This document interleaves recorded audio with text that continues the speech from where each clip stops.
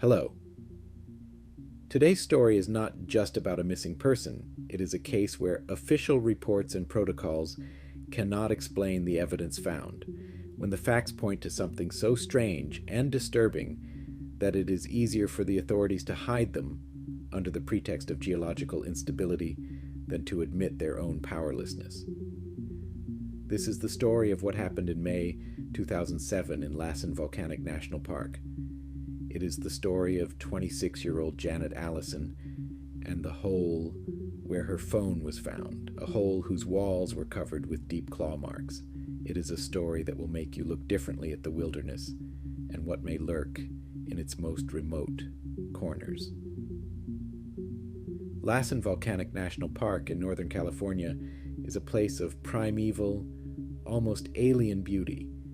Here, the earth literally breathes boiling mud pots, hissing fumaroles that release plumes of sulfur-smelling steam, and lakes with unnaturally turquoise water.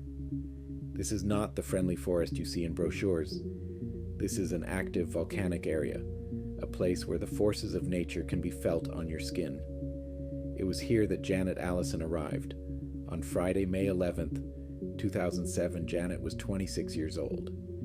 She was no novice when it came to tourism. On the contrary, she was an experienced and well-prepared hiker.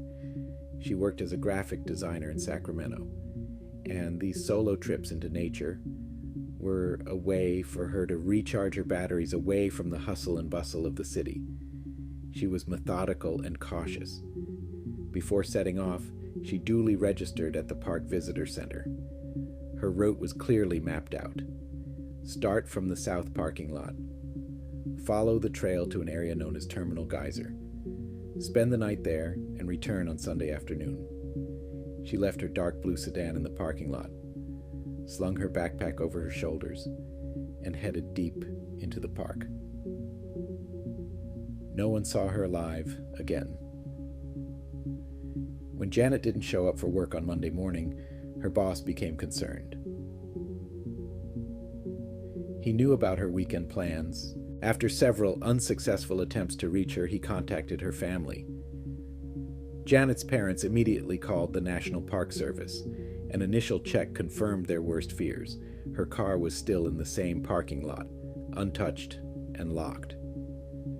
Janet Allison had not returned from her hike. A search operation was immediately organized. In the first few days, dozens of rangers and volunteers participated. They combed the established route, a trail about 5 miles long leading to hot springs. The weather was good, with no rain, which gave hope of finding traces, but they found nothing, absolutely nothing. No abandoned equipment, no traces of a camp, not even a scrap of clothing. The trail was empty, as if Janet had vanished into thin air. The searchers expanded the search area, deviating from the main route. They checked ravines, thickets, and rocky scree. The landscape around Terminal Geyser is complex.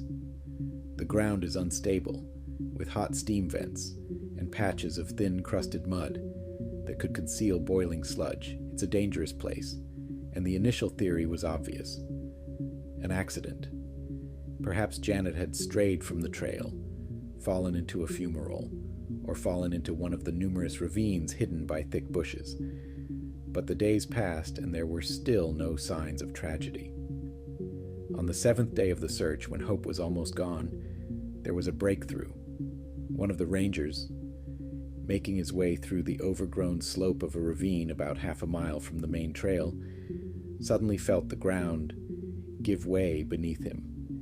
He barely had time to jump aside before his foot completely disappeared into a narrow, almost perfectly vertical hole hidden under a layer of turf and dry branches. It was not a cave or a crevice, it was a pit, similar to a dried-up well or the shaft of an inactive fumarole. When the rangers cleared the entrance, they saw a frightening sight. The pit went straight down to a depth of about 9 feet, almost 3 meters. Its diameter was no more than 3.5 feet, just over a meter. It was too narrow to fall into accidentally with your arms outstretched. A person could only fall feet first, like into a pipe.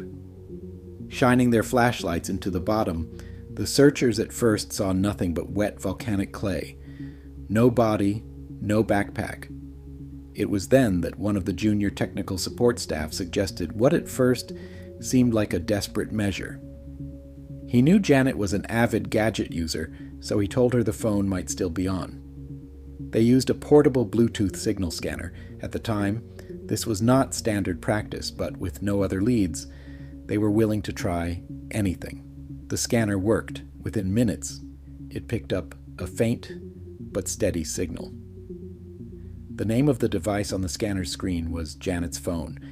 The signal was coming from the bottom of the pit. It wasn't easy to climb down into such a narrow shaft, but one of the skinniest rangers managed to do so with the help of a rope harness. At the bottom, half buried in soft clay, lay Janet's cell phone. The screen was broken, but the body itself was almost intact. This was the first thing that caused confusion. A fall from a height of nearly 3 meters onto a hard surface would likely have smashed the phone into pieces, but here there were only cracks on the glass. This indicated that the phone had either fallen onto something soft or had been lowered to the bottom, but the most frightening discovery awaited them on the walls of the pit. When the ranger shone his flashlight upward, he froze. The clay walls were streaked with deep scratches. They were not random. They ran almost strictly vertically from bottom to top. These were not marks left by geological tools or scratches from falling rocks. The grooves were wide and distinctly curved, as if left by someone desperately trying to escape from the trap, someone who had powerful claws instead of fingers. In one place, about halfway up, several dark blue fibers were stuck in the clay. Later, an examination would confirm that they matched the material of the fleece jacket Janet was wearing on the day of her disappearance, as recorded by a camera at the park entrance. The fibers were pressed into the wall right inside one of the deepest grooves. There were no bones or other remains at the bottom of the pit, only the phone, but the soft clay preserved other impressions. These were not shoe prints. There were 2 clear indentations similar to those left by a person kneeling, and several others resembling elbow or palm prints. A gruesome picture emerged. Janet, or someone else, had been on all fours at the bottom of this narrow pit. The official report compiled by the National Park Service was extremely sparse on details. It stated that a phone had been found. Injuries consistent with a fall from a height were ruled out based on the minimal damage to the device. The origin of the scratches on the walls was classified as unknown. The case was not referred to the police for criminal investigation. Janet Allison's disappearance was recorded as a missing in the wild case. This is the standard wording for cases where tourists go missing and their bodies are not found. A few weeks after the search was completed, the terminal geyser area and adjacent trails were temporarily closed to visitors. The official reason was unstable geothermal activity and the risk of sudden steam emissions. This version did not arouse suspicion among the general public. Lassen Volcanic is an unpredictable place, and such closures have happened before.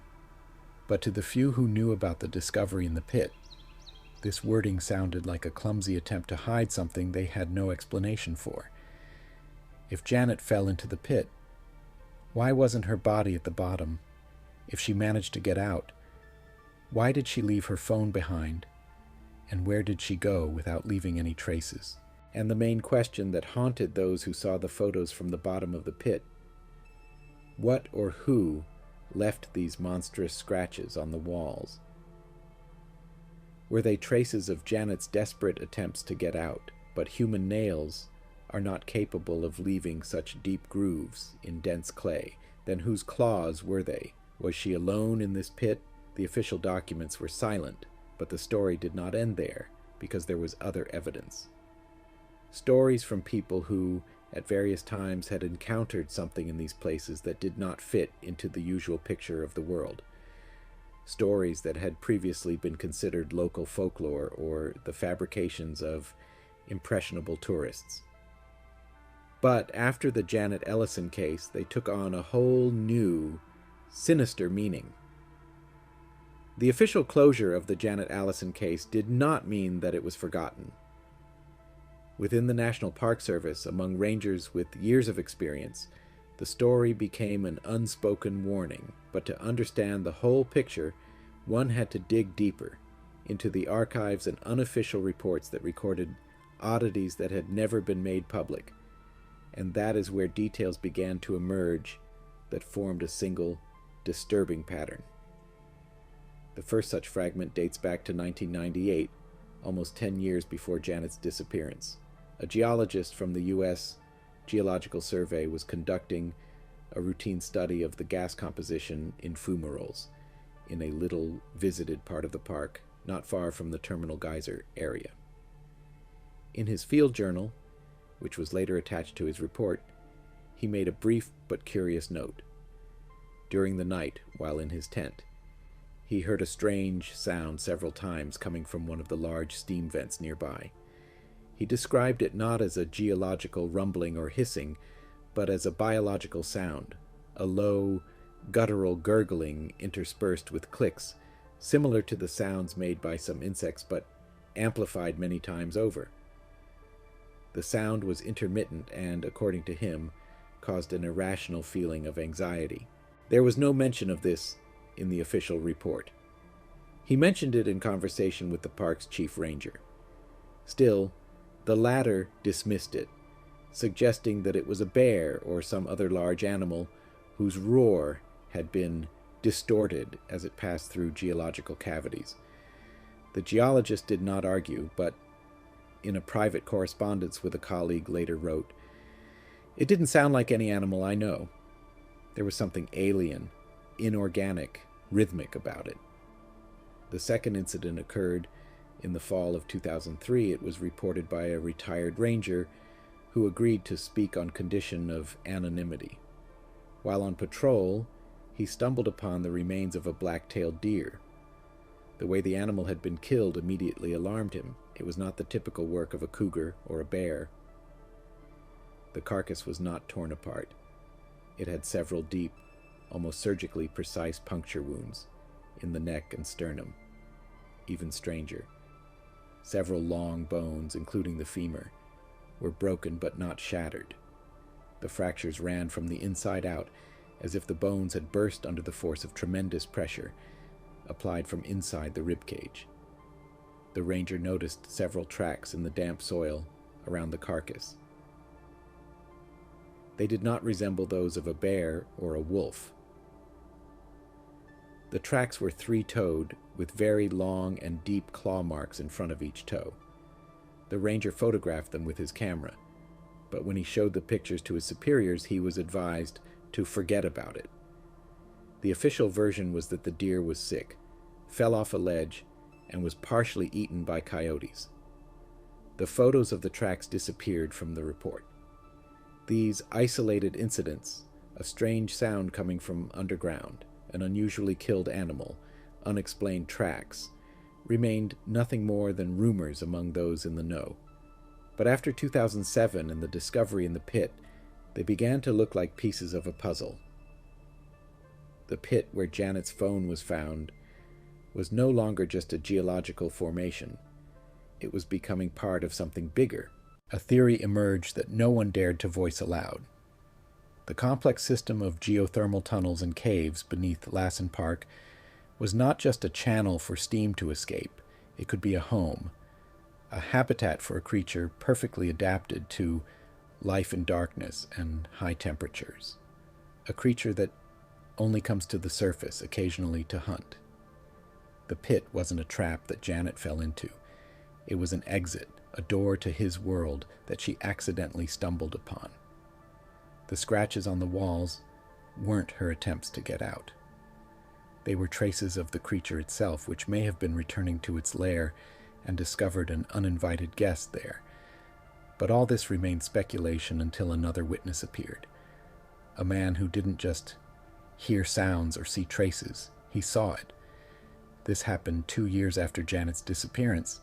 In 2009, Mark Calder, a 34-year-old wildlife photographer, obtained permission to shoot in Lassen National Forest, which borders the park. He specialized in night photography of owls and used high-sensitivity equipment, including night vision goggles. One night, he set up in a remote area known for its population of spotted owls. It was around 2 a.m. Mark was sitting in ambush when he noticed that the forest had fallen silent. It wasn't the usual nighttime quiet, but an oppressive, absolute silence. The owls had stopped hooting, and the cicadas had fallen silent. The air became still. Then he caught a scent, faint but distinct, a mixture of sulfur, rotting organic matter, and something else, musky, animalistic.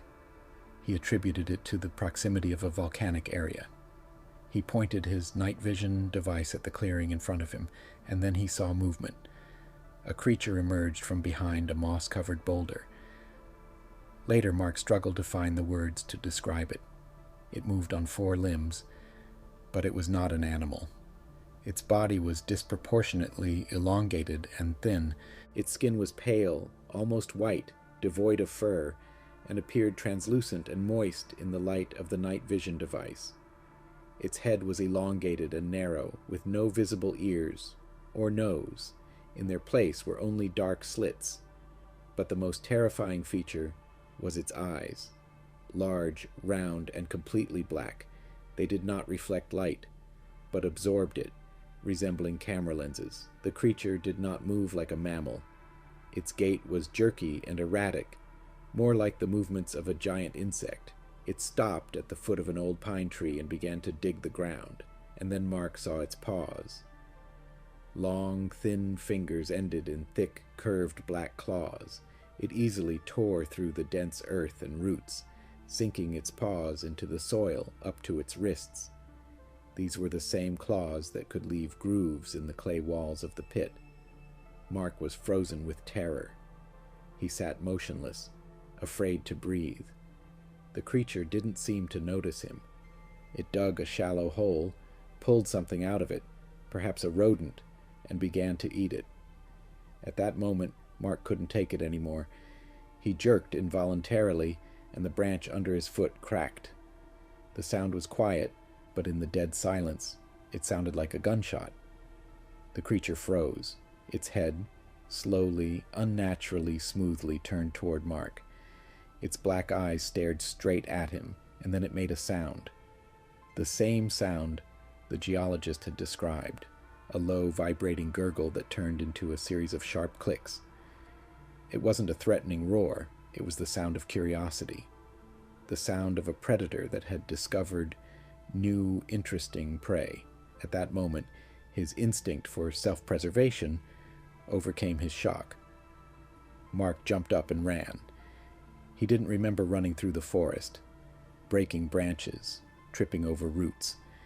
He heard quick, shuffling footsteps behind him, but didn't dare turn around. It felt like the chase didn't last long. After a couple of 100 meters, the sounds behind him stopped. Perhaps the creature did not want to stray far from its territory. Or it was not adapted to prolonged pursuit in open terrain. Mark ran out onto the road only at dawn. He was in a state of deep shock, covered in scratches and dirt. He told the Forest Service representatives what had happened. They listened to him and took his statement.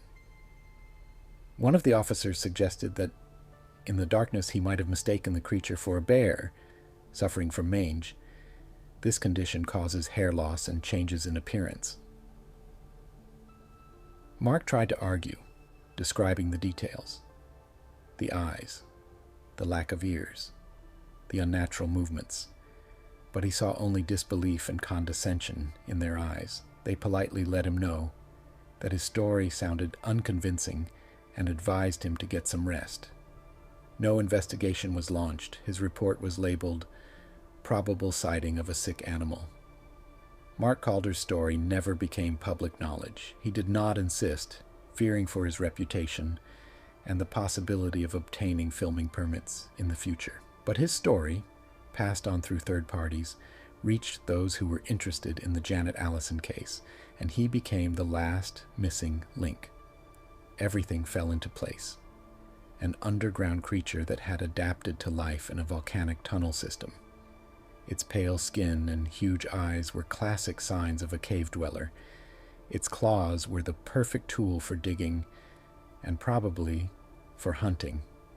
It came to the surface through cracks and old fumaroles. Janet Allison, stepping off the trail, accidentally fell into one of these nests. She found herself in its territory.